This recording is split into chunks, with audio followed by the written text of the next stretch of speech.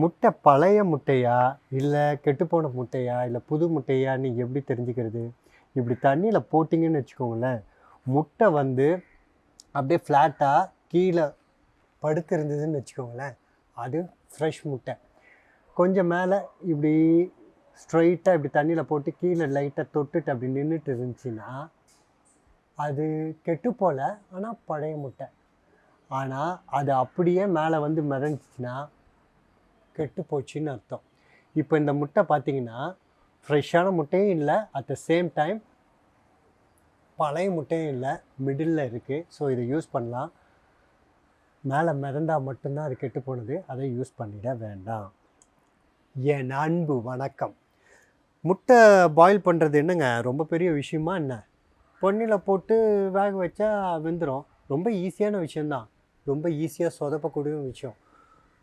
கொஞ்சம் ஜாஸ்தி நீங்கள் பாயில் பண்ணிட்டீங்கன்னு வச்சுக்கோங்களேன், அந்த முட்டை பாய்சனாக மாறிடும். நம்ம உடம்புக்கு அது நல்லதே இல்லை. எப்படி தெரிஞ்சுக்கலாமா? வறுத்து இடிச்ச அந்த மிளகா பொடி வாங்கினேன். அந்த பொடி பார்த்தீங்கன்னா, குழம்புக்கு மட்டும் இல்லைங்க, எல்லாத்துக்குமே ரொம்ப நல்லா இருக்கு. உண்மையா சொல்றேன். சத்தியமா சொல்றேன். குழம்புக்கு, சாம்பாருக்கு நான் குழம்புன்னு சொல்றது வந்து அந்த காரக்குழம்பு, வத்த குழம்பு அதெல்லாம் சொல்றேன். அப்புறம் சாம்பாருக்கு, ஏன் பொரியலுக்கலாம். உருளைக்கிழங்கு பொரியல், சேனைக்கிழங்கு பொரியல், வாழைக்காய் பொரியல், பீன்ஸு, வெண்டைக்காய் பொரியல் எல்லாத்துக்கும் நல்லா இருக்கு. ரசத்துக்கு போடலாம். ஏன் தோசை, இட்லிக்கு வந்து நான் அத போட்டு நல்லெண்ணெய் ஊத்தி தொட்டு கூட சாப்பிடுறேன். ரொம்ப, ரொம்ப, ரொம்ப டேஸ்டியா இருக்கு. கண்டிப்பா வாங்கி பாருங்க. மிஸ் பண்ணிடாதீங்க.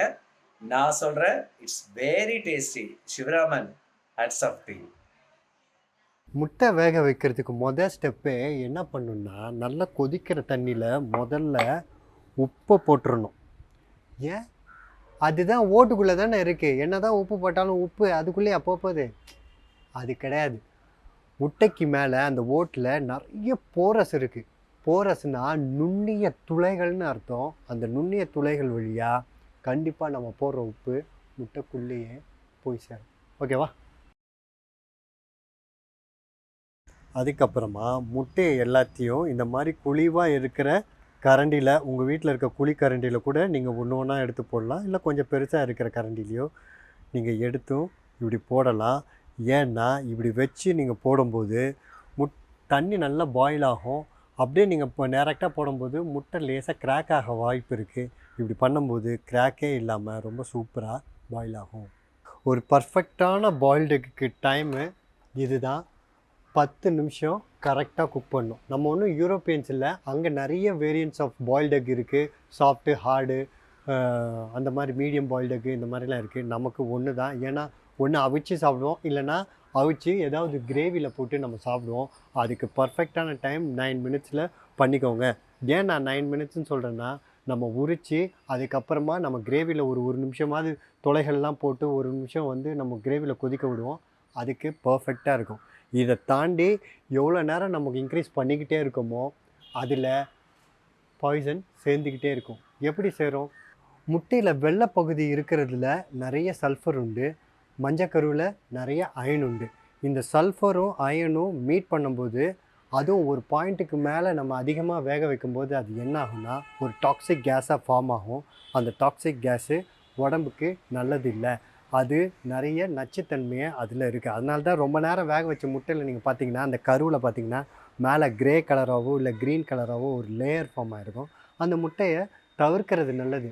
அதனால் அது ரொம்ப பாய்சனோ, நான் மரணம் வரைக்கும் போயிடுமோ அப்படிலாம் இல்லை. அது சாப்பிட்டா மரணம் ஏற்படுத்தாது. அதனால பெரிய உபாதைகள், ஒரு டயரியா மாதிரி அந்த மாதிரிலாம் ஆகவும் செய்யாது. ஆனால் அந்த நச்சு நம்ம உடம்புலேயே இருக்கும். ஒன்றுக்கு மேலே முட்டையை, அந்த மாதிரி முட்டையை நம்ம சாப்பிடும்போது டைஜஷனுக்கும் நமக்கு கொஞ்சம் பிளாட்டிங்லாம் வரத்துக்கு கூட வாய்ப்பு இருக்குது. ஸோ அதனால் வீட்டில் பண்ணும்போதும் சரி, வெளியே போய் சாப்பிடும்போதும் இந்த மாதிரி முட்டையை நீங்கள் பார்த்தீங்கன்னா அதை தவிர்த்துறது ரொம்பவே நல்லது. கரெக்டாக 10 நிமிஷம் ஆகிடுச்சு. இதை நம்ம எடுத்துடலாம். இது நான் 10 நிமிஷம், நீங்கள் கிரேவியாக பண்ணுறதா இருந்தால் 9 நிமிஷத்தில் எடுத்துருங்க, பர்ஃபெக்டாக இருக்கும். தண்ணியில் போடுறது ரொம்ப முக்கியமான ஒரு விஷயம். 2 முக்கியமான ரீசன் இருக்குது. பாயிலிங்லேருந்து அப்படி எடுத்து அதில் போட்ட உடனே விஷயம், அந்த குக்கிங்கை ரைட்டாகவே நம்ம ஸ்டாப் பண்ணுறோம். அது மூலயமா ஓவர் குக்கிங் ஒரு சின்ன மைக்ரோ லெவலில் கூட நடக்காது. அது உடனே ஸ்டாப் பண்ணுறோம். 1. 2வது என்னென்னா, இதில் தண்ணியில் கொஞ்சம் நேரம் அப்படியே போட்டுட்டு அதுக்கப்புறமா நீங்கள் எடுத்து உரிக்கும்போது, வாழைப்பழத்தோலை உரித்தா எப்படி பிசிறே இல்லாமல் வருதோ அந்த மாதிரி டேமேஜே முட்டையை இல்லாமல் நம்ம ஈஸியாக முட்டையை உரிக்க முடியும். இல்லைன்னா நம்ம உரிக்கும் போது நிறைய வாட்டி பார்த்துருப்போம், அந்த ஷெல்லோடு அது ஒட்டிகிட்டு இருக்கும். இந்த மாதிரி ப்ராப்ளம்லாம் வரும். அதெல்லாம் இது இல்லாமல் பர்ஃபெக்டாக நம்மளால் எடுக்க முடியும். எவ்வளோ பர்ஃபெக்டாக இருக்குதுன்னு பாருங்கள். இந்த மஞ்சள் பகுதியாகவே இருக்குது, வெள்ளை பகுதியாகவே இருக்குது. அதில் பார்த்தீங்கன்னா அந்த க்ரீன் ஷேடோ அந்த கிரேன் ஷேடோ எதுவுமே வரல. எவ்வளோ பர்ஃபெக்டாக ஒரு அமேசிங்காக பேலன்ஸ்டாக சூப்பராக குக் ஆகிருக்கு. இதை நீங்கள் பார்த்தாலே உங்களுக்கே நல்லா தெரியும். இது மூலிமா நீங்கள் வந்து கிரேவியில் போட்டு நீங்கள் சாப்பிட்டாலும் சரி, இதை நீங்கள் வந்து அப்படியே சால்ட்டும் பெப்பரும் போட்டு நீங்கள் சாப்பிட்டாலும் சரி, ரொம்ப அமேசிங்காக சூப்பராக இருக்கும். அப்புறம் என்ன பண்ணணும்? ஷேர் பண்ணணும். ஏன் தெரியுமா? Life is better when we share.